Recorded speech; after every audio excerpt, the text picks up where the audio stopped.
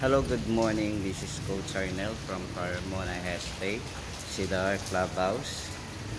Dito po ako ngayon sa aming clubhouse. Maliit siya pero isang court lang talaga to. Topic ko ngayon ay paano ba maging mabuting badminton players, no? Guys, alam nyo, sa mga experience ko this past from 1994 up to now, no, nakakasali na rin ako sa tournament. Yung unang sali ko talaga, very eager ako talaga na gusto kong manalo, pero hindi talaga ako nanalo. Hindi kami talaga nanalo ng partner ko. Ini-import ako ng partner ko from San Pedro, no? Naglaro kami sa isang liga sa Olivares, no, nung way back 1998 or something, 1999, ganun, no. Nagtuturo na rin ako noon. Dalawa ay yung tinuturo ko nung mga panahon na yun, volleyball at badminton, no. Ngayon ang experience ko ron is talagang manalo. Level 2 kami noon, level 2 kami noon. Nanalo naman kami pero silver. Maliit yung trophy yun. Payat na payat pa ako noon. Talagang gusto kong manalo sa level 2 pero hindi ako nanalo. Silver lang talaga. Maliit na trophy lang yung award ko. Yung trophy noon wala pang nakaganon pa. Yung araw, walang badminton. Nakakaway lang ganun yung trophy nung araw. Kaya sabi ko, dito na. Sabi ko, ay nako, talo kami. Pero anyway, natuwa naman yung kakampi ko kasi first time niya rin na sumali ng tournament. Ako naman talaga noon, ang purpose ko is magturo ng volleyball, magturo ng badminton. So, ini-import ako nung taong yan. Swerte ko rin kasi libre ako eh.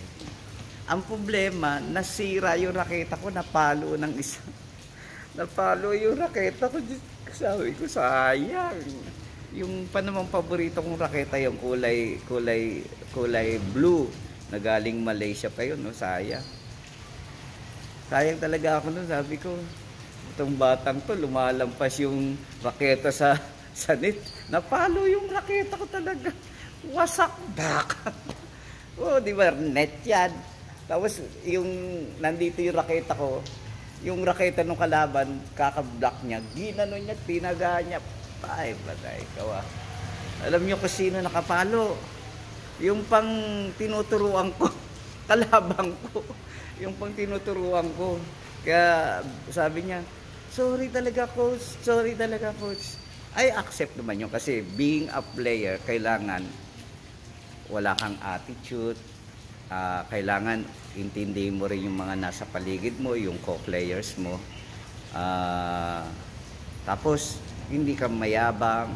Mas maganda kasi pag kalmado ka naglalaro eh.